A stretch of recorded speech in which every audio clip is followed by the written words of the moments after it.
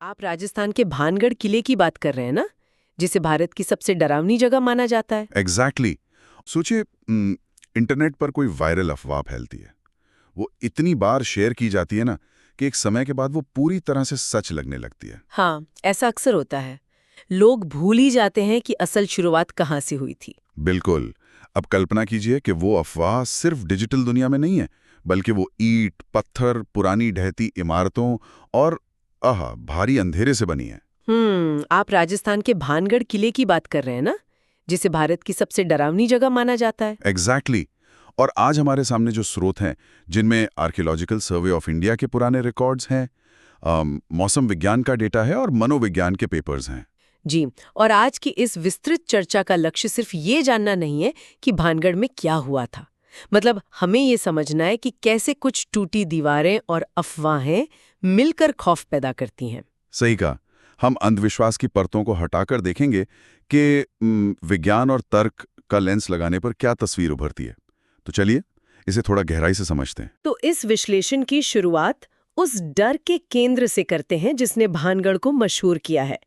अगर आज कोई वहां जाता है तो सबसे पहले उसका स्वागत करता है एएसआई का वो लोहे का बोर्ड। हाँ, वो चेतावनी बोर्ड जिस पे लिखा है कि सूर्यास्त के बाद प्रवेश वर्जित है। बिल्कुल।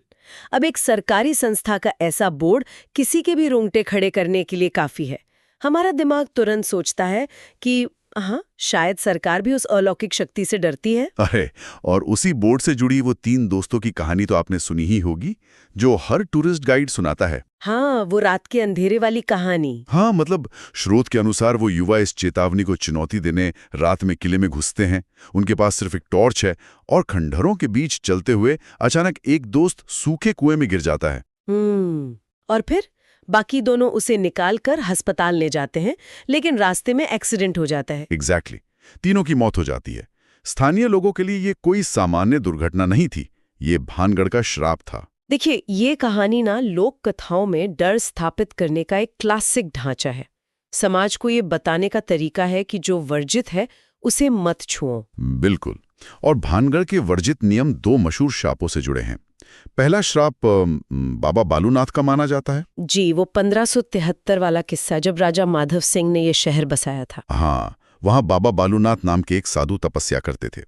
उन्होंने शहर बसाने की अनुमति तो दी, लेकिन एक अजीब शर्त रखी कि किले की परछाई उनके घर पर नहीं पड़नी चाहिए। सही कहा। लेकिन पीढ़ियां बीतने के बाद अजब सिंह ने किले को 7 मंजिल का बना दिया। परछाई पड़ी और कहते हैं कि उनके क्रोध ने शहर तबाह कर दिया। इस कहानी में सत्ता और आध्यात्म का टकराव दिखता है, लेकिन जो दूसरी कहानी है ना, वो पूरी तरह से डार्क फैंटेसी लगती है। अरे वो रत्नावती वाली, वो तो सीधे तौर पे किसी फिल्म की स्क्रिप्ट लगती है। एक बेहद खूबसूरत राजकुमारी और दूसरी तरफ एक तांत्रिक सिंगिया। हाँ, जो किसी भी कीमत पर राजकुमारी को पाना चाहता था। उसने काले जादू से राजकुमारी के इत्र को एक वशीकरण औषधि में बदल दिया था। ताकि राजकुमारी उसे लगाते ही खींची चली आए। लेकिन राजकुमारी को कुछ अजीब लगा और उन्होंने शीशी एक पत्थर पे दे मारी। और वो पत्थर लुढ़कता हुआ गया और उसने तांत्रिक को ही कुचल दिया। और मरते मरते उसने श्राप दिया कि भानगढ़ में कोई जिंदा नहीं बचेगा। अगले ही साल युद्ध में सब मारे गए। लेकिन इन कहानियों का सबसे दिलचस्प पहलू ये है कि ऐतिहासिक साक्ष्यों के पैमाने पर ये पूरी तरह से खोखली साबित होती हैं। मतलब इनका कोई रिकॉर्ड नहीं है। जी, जब इतिहासकारों ने राजस्थान के दस्तावेजों और शिलालेखों की जांच की तो उन्हें राजकुमारी रत्नावती या तांत्रिक सिंघिया का कोई ठोस रिकॉर्ड नहीं मिला, बाबा बालूनाथ का भी नहीं। अरे वाह, ये बात सच में चौंकाने वाली है। भानगढ़ के डरावने होने की पूरी इंडस्ट्री उन किरदारों पे खड़ी है जिनका इतिहास में वजूद ही नहीं था। बिल्कुल, ये सिर्फ मौखिक परंपराओं की उपज है। एक कहानी जितनी नाटकीय होगी, लोग उसे उतनी जल्दी सच मान लेंगे। लेकिन यहाँ एक विरोधाभास है। अगर इतिहास साबित कर रहा है कि श्राप झूठे हैं, तो लोग वहाँ अजीब चीजें महसूस क्यों करते हैं? आप पर्यटकों के दावों की बात कर रहे हैं। हाँ, लोग कहते हैं कि उन्होंने औरतों के रोने की आवाज़ें सुनी हैं, चूड़ियाँ टूटने की आवाज़ें सुनी हैं, कई बार साए पीछा करते हैं। और बॉलीवुड से जुड़े लोगों के अनुभव भी तो हैं जो इन दावों को हवा देते हैं। हाँ, करण अर्जुन की शूटिंग के दौरान ममता कुलकर्णी का वो अजीब व्यवहार, या ट्रिप टू भानगढ़ के डायरेक्टर जितेंद्र पवार की गाड़ी के ब्रेक फेल होना। उन्होंने दावा किया था कि एक काली बिल्ली ने 100 किलोमीटर तक उनका पीछा किया था। एग्जैक्टली। और इन सबसे ऊपर जर्नलिस्ट पल्लवी डे का वो खौफनाक दे वांट यू वाला किस्सा। उस घटना ने काफी सुर्खियां बटोरी थी। स्रोत में उसका सजीव वर्णन है। पल्लवी अपनी स्कूटी से वहां गई थी, लौटते समय स्कूटी स्टार्ट नहीं हो रही थी।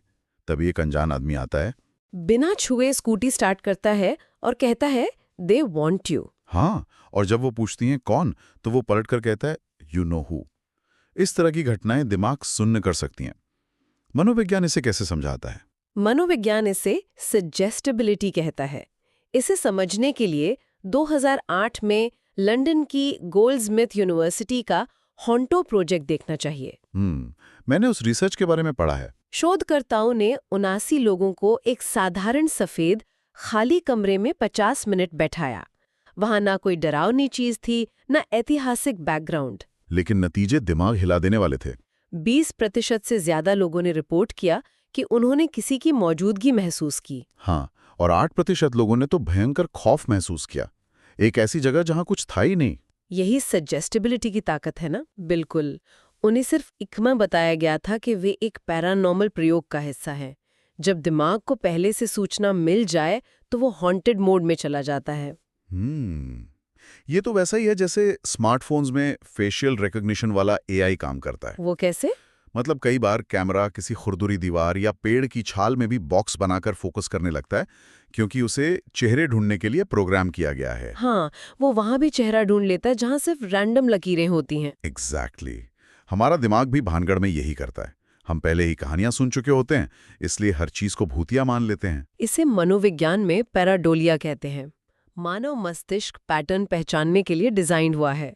पुराने समय में जंगलों में जीवित रहने के लिए ये जरूरी था कि झाड़ियों में छिपे शिकारी को पहचान सकें। जी, इसलिए दिमाग रैंडम आकारों और अंधेरे कोनों में चेहरे बना लेता है। जब कोई डरा हुआ इंसान भानगढ़ के खंडहरों को देखता है तो उसका दिमाग पैराडोलिया के कारण आकृतियां बना देता है।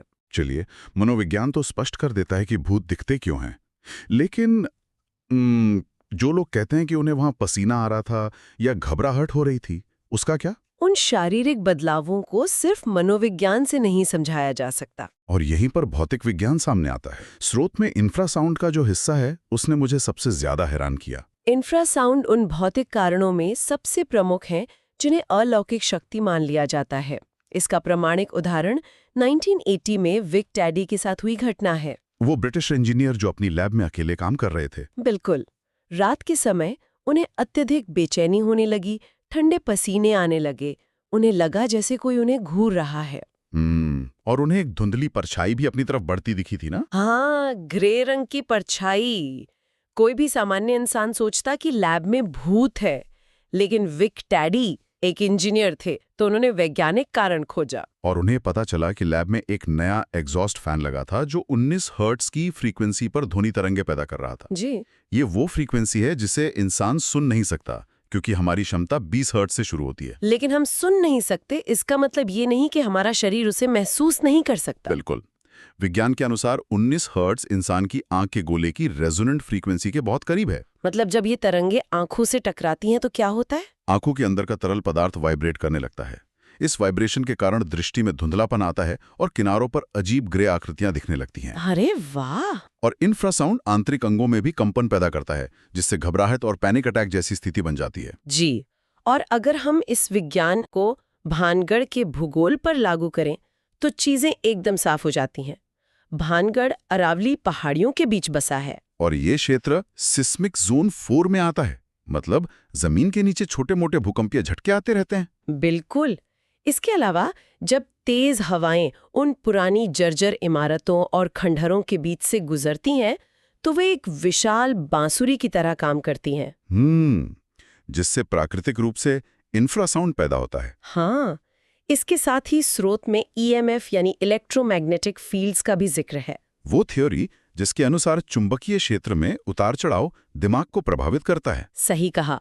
ये सीधे हमारे दिमाग के टेम्पोरल लोब को प्रभावित करता है, जो यादों, भावनाओं और स्थान के बोध को नियंत्रित करता है। और जब EMF इस हिस्से को भ्रमित करता है तो इंसान को किसी की उपस्थिति का मतिभ्रम होने लगता है। एग्जैक्टली। तो एक तरफ सजेस्टेबिलिटी है और दूसरी तरफ इंफ्रासाउंड और EMF, इन सब के मिलने से किसी का भी डरना तय है। बिल्कुल। लेकिन एक बड़ा सवाल अब भी है। अगर वहां भूत नहीं है तो एएसआई ने रात में जाने पर प्रतिबंध क्यों लगा रखा है? एएसआई की वो चेतावनी भूतों के लिए नहीं है, वो पूरी तरह से इंसानों की शारीरिक सुरक्षा के लिए है। मतलब सरकार को भौतिक तरंगों से डर नहीं लगता, बल्कि सुरक्षा कारणों से बोर्ड लगाया गया है। हाँ, भानगढ़ को 1951 में संरक्षित स्मारक घोषित किया गया था। वो पूरी जगह आज एक विशाल खंडर है, दीवारें इतनी जर्जर हैं कि कभी भी गिर सकती हैं। और रात में वहां रोशनी की कोई व्यवस्था भी नहीं है? जी, वो बोर्ड एक प्रशासनिक और कानूनी नोटिस है। अगर उस बोर्ड को ध्यान से पढ़ा जाए तो उसमें लिखा है कि मवेशियों को अंदर लाना या केवड़े के पेड़ काटना मना है। भूतों को मवेशियों से क्या दिक्कत होगी? असली खतरा कुछ और है, जिसके बारे में भूतिया कहानियां सुनाने वाले अक्सर चुप रहते हैं। वो है भानगढ़ की लोकेशन। भानगढ़ से महज 50 किलोमीटर दूर सरिस्का टाइगर रिजर्व है। ये एक बहुत महत्वपूर्ण भौगोलिक तथ्य है। रात के समय सरिस्का के जंगलों से बंगाल टाइगर, तेंदुए, लकड़बग्घे और जंगली सुअर भानगढ़ आ जाते हैं। और लकड़बग्घों का जिक्र तो सबसे ज्यादा जरूरी है। उनकी आवाज प्रकृति में पाए जाने वाले सबसे खौफनाक साउंडस्केप्स में से एक है। हाँ, जब वे संवाद करते हैं तो उनकी आवाज बिल्कुल किसी इंसान के रोने, चीखने या हंसने जैसी लगती है। अब सोचिए, कोई इंसान डरावा भानगढ़ जाता है, इंफ्रासाउंड से घबराहट हो रही है, और तभी खंडरों के पीछे से किसी के जोर जोर से हंसने की आवाज आती है, जो असल में लकड़बग्घों की आवाज है। कोई भी उसे भूत समझेगा। बिल्कुल।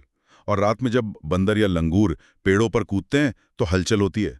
अंधेरे में लगता है कोई अदृश्य आत्मा पीछे चल रही है। इंडियन पैरानॉर्मल सोसाइटी के गौरव तिवारी ने भी तो जांच में यही पाया था। हाँ, मैंने पढ़ा था।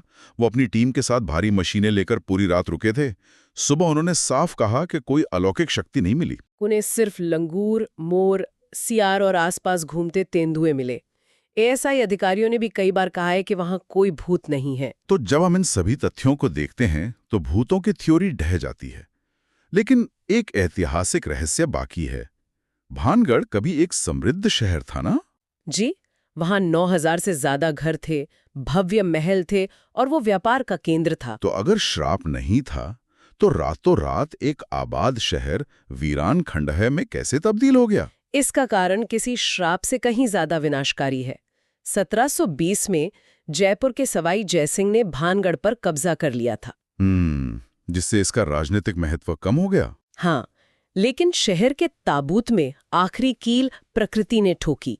1783 में आया वो भयानक चालीसा अकाल। विक्रम संवत 1840 वाला। वो तो भारतीय इतिहास के सबसे काले अध्यायों में से एक है। बिल्कुल। और इसका कारण था अल नीनो का प्रभाव। जलवायु विज्ञान के अनुसार जब प्रशांत महासागर का पानी गर्म हो जाता है तो हवाओं का चक्र बदल जाता है। इसका सीधा असर भारत के मॉनसून पर पड़ता है। जी, 1783 के अल नीनो के कारण उत्तर भारत और राजस्थान में मॉनसून पूरी तरह फेल हो गया। भयंकर सूखा पड़ा। लाखों लोग भुखमरी से मारे गए। राजस्थान में वैसे ही पानी की कमी रहती है। बारिश न होने से जल स्रोत सूख गए। इंसान और जानवर तड़प तड़प कर मरने लगे। बचने का एक ही रास्ता था, शहर छोड़ देना। पानी और भोजन की तलाश में पूरी आबादी पलायन कर गई, और जो शहर समृद्धि के लिए जाना जाता था वह हमेशा के लिए खाली हो गया। समय के साथ छतों के गिरने से प्रकृति ने उन खंडरों पर अपना कब्जा कर लिया। जब मैं इस सच्चाई को देखता हूं तो लगता है कि एक प्राकृतिक आपदा जिसमें हजारों लोग तड़पकर घर छोड़ने पर मजबूर हो गए, वो किसी श्राप से ज्यादा खौफनाक है। सही कहा, लेकिन फिर भी हम एक भूतिया कहानी को चुनते हैं। हम अकाल की बात नहीं करना चाहते। ऐसा क्यों है? क्योंकि जलवायु परिवर्तन या अकाल बहुत अव्यवस्थित और असहाय करने वाला होता है।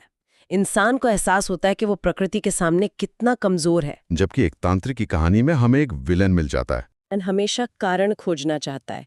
एक शाप वाली कहानी हमें ये सांत्वना देती है कि किसी ने कुछ गलत किया था, इसलिए बर्बादी हुई। ये बेतरतीब दुनिया में कंट्रोल का एक एहसास देता है, और आज के दौर में इसका कमर्शियल एंगल भी तो है। जी, भारत का सबसे डरावना किला होने का टैग हर साल लाखों टूरिस्ट्स को खींचता है। इसके इर्द गिर्द एक अर्थव्यवस्था बन गई है। सोशल मीडिया पर हर कोई थ्रिलर कहानी बनाना चाहता है। सच्चाई भले ही इंफ्रासाउंड की हो, वो यूट्यूब पर व्यूज नहीं ला सकती। तो निष्कर्ष यही है कि भानगढ़ की कहानी अंधविश्वास के खिलाफ विज्ञान और तर्क की जीत का शानदार उदाहरण है। ये सिखाता है कि डर अज्ञानता से पैदा होता है।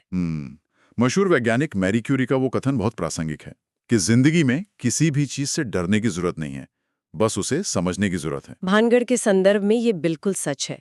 जब हम इंफ्रासाउंड, ससेप्टेबिलिटी और अल नीनो को समझ लेते हैं तो तांत्रिक का खौफ वाष्प बनकर उड़ जाता है। ये बहुत सशक्त विचार है। अगली बार जब किसी को अंधेरे कमरे में डर लगे तो याद रखना चाहिए कि शायद दिमाग पैराडोलिया का खेल खेल रहा है। या हो सकता है कोई भारी उपकरण इंफ्रासाउंड पैदा कर रहा हो। जानकारी ही डर को खत्म कर सकती है। बिल्कुल। इस चर्चा को समेटते हुए मैं एक ऐसा विचार छोड़ना चाहता हूं जो स्रोत से थोड़ा आगे की बात करता है। वो क्या? जरा सोचिए, अगर सरकार आज भानगढ़ के इस किले का पुनर्निर्माण कर दे, टूटी दीवारों को प्लास्टर कर दे, हर अंधेरे कोने में सफेद एलईडी लाइट्स लगा दे। एक मॉडर्न मॉल की तरह। एग्जैक्टली। तो क्या उस रोशनी में हमारा दिमाग फिर भी वहां भूत ढूंढेगा, या फिर ये श्राप और साए सिर्फ खंडहरों, अकेलेपन और हमारे डर के भीतर ही जिंदा रह सकते हैं? ये बहुत गहरा सवाल है। शायद भानगढ़ का असली भूत कोई तांत्रिक नहीं है, बल्कि हमारा अपना वहम है जो सिर्फ अंधेरे में सांस ले सकता है।